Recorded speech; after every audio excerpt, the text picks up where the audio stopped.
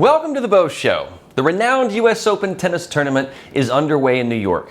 And there is one notable name not playing in the tournament. And it's a big one. Novak Djokovic, a recent world number one and the recent winner of Wimbledon. Now, why did he withdraw? Not for personal reasons, not for health reasons.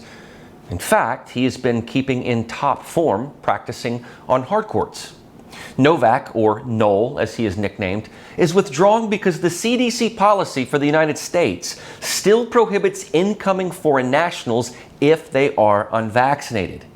Yes, it's August of 2022 and the CDC still has a policy that turns away non-Americans for being unvaccinated, even if they have natural immunity or a legitimate health or religious reason. This is an athlete, healthier than most of us, who watches every single thing he puts in his body in order to keep a competitive advantage. So if he believes that any medicine or vaccine is something that might alter his health or performance and jeopardize his career, he has every right to reject it. Health choices are not a one-size-fits-all prescription. There may be some general guidelines that give you some choices, but any mandate has to be disconcerting. Furthermore, tennis is an individual sport, largely played outdoors. Tennis players are truly socially distanced in a maximum sort of way. The only handshake or contact you see is after the match is over. So really, does Joker pose a threat to other players or to the crowd that packs in there like sardines? This is where we see gaping holes in logic when it comes to health guidance. But we have been seeing that for the better part of 2 years now. As an American, you can travel to Europe, like I recently did to France, without any proof of vaccination. You can come back to America from Europe without proof of it either. But if you're foreign, and especially if you're a world tennis star who has provided many reasons for not being vaccinated, you cannot play in the US Open. You may remember that Djokovic had the same exact problem with the Australian Open. He filled out all the forms, he went through all the proper protocols, he made it to Australia, was detained, and then deported. What a disastrous and childish display put on by the Australian government. And now, our government is showing a similar thing. Reporter Peter Doocy asked Press Secretary Karine Jean-Pierre about the hypocrisy of unvaccinated migrants who are coming across our southern border, yet they don't allow Djokovic. Take a listen. How come migrants are allowed to come into this country unvaccinated, but world-class tennis players are not? You're talking about which world-class tennis player? Novak Djokovic. So, as far, just since you asked about him, so visa records are confidential under U.S. law. Therefore, the U.S. government cannot discuss the details of individual visa cases. Due to privacy reasons, the U.S. government also does not comment on medical information of individual travelers as it relates to the tennis player. Look, those questions regarding vaccination requirements is I defer you to CDC. This is a CDC requirement for foreign nationals. This is something that they decide. This is something that is up to them. The U.S. Open and their participant protocols, I'd refer you to them. They have their own specific protocols as well. So they're two different things. But how is it two different things? Somebody unvaccinated comes over on a plane. You say that's not okay. Somebody walks into Texas or Arizona unvaccinated. They're allowed to stay. Why? But that's not how it works. Like we actually no. I know that that's not what you guys want to happen, but that is what is happening. But that's not. It's not like somebody walks over and that's not how. Exactly what's happening. Thousands of people are walking in a day. Some of them turn themselves over. Some of them are caught. Tens of thousands a week are not. That is what is happening.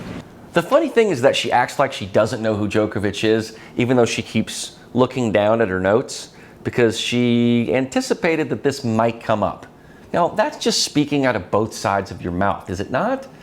And smartly, some southern state governors are busing immigrants to D.C., right there in Joe Biden's backyard. So much so that Mayor Muriel Bowser has asked for National Guard help, which they have declined. Remember that it was Muriel Bowser, Nancy Pelosi and Chuck Schumer that declined National Guard help on January 6th. You see the picture that I'm painting?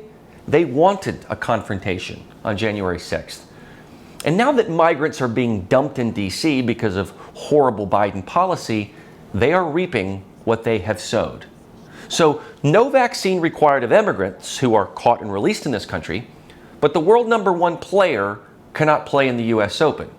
In one of my recent episodes, I profiled the disgrace of the soon-to-be-retired Anthony Fauci and how his misguided policy stunted an entire generation, as if we needed anything else to dumb down a generation addicted to TikTok. But Fauci, the CDC, the NIH, all of them provided faulty guidance. And to this day, provide guidance that's not guidance, it's mandated.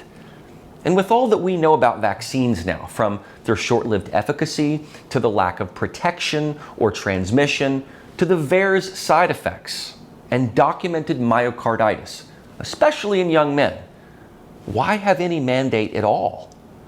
And in a typically testy exchange between Senator Rand Paul and Fauci, Rand Paul asks Fauci why there is no data to support giving the vaccine to children under 5 years old. In typical Fauci fashion, he fumbles. He also won't disclose who at the CDC and NIH got kickbacks for pushing the big pharma vaccines. I mean, wouldn't it alarm you if you knew that the very people making nationwide health policy are being paid by Pfizer, Moderna, and Johnson & Johnson? Doesn't that change everything? Fauci is hiding this. He's being disingenuous about it. We can't have policymakers this beholden to big pharma, but it's clearly the reason that Novak Djokovic cannot play in the US Open. I mean, if he had an active COVID case right now, that would be different. Even so, the mortality rate is way, way down. You probably also remember the controversy with Green Bay Packers quarterback Aaron Rodgers, who was not vaccinated. A reporter asked him if he was, and he said that he had been immunized, which in his mind he was. He had done all of the things necessary for his health to be in the top form. It wasn't even that reporter's business to ask him such a private question. And if it had been me, I would have told him that. But Rodgers then got in trouble with the NFL for saying that he was immunized as a semantical play on words. Once again, the NFL created mandated policy based on Fauci and the CDC's bad guidance. I bet you most of the players in the NFL did not want the vaccine. They've gone into huddles before with guys who have active flu and over 100-degree fevers. But they play the sport and take the risk because getting a potential concussion is far worse than a 10-day virus. And look at Tom Brady, who created his own line of TB12 sports nutrition. I don't recall him ever being asked about being vaccinated. And I'm not sure if he is or not, probably, but he got to go to the White House unmasked. I think Djokovic has become a whipping boy for the militant left. I have no idea where Noel stands in politics. He probably smartly stays pretty quiet. But the left, especially the left and the globalists, use COVID as a measure of control and fear.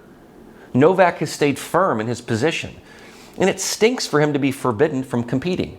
But it also stinks for the fans who want to see him play. They lose too. And I think the sport loses. The Women's Tennis Association was the only league to stand up to the Chinese Communist Party when it pulled tournaments out of China after the disappearance of Chinese tennis star Peng Shuai. While all the other leagues were jumping on the BLM bandwagon, like the NFL, when they should have been focusing on domestic violence, which affects players more than anything else, the WTA actually stood for something.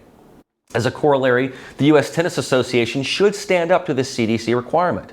They could actually make a positive change in the sports world. After all, I've covered the Live Golf League, which takes dirty Saudi money, but at the same time it does create some more competition. You know, leagues should protect their athletes and those athletes' personal decisions for their health. You know, if we know that the vaccines can cause myocarditis in otherwise healthy men, why would an athlete want to take it? The risk may be worse than the reward. And what is the reward? In this case, you would be rewarded with being able to play in the tournament. But if that pass go, so to speak, is based on flawed advice, why is it even a requirement? I feel like the CDC needs to answer for this.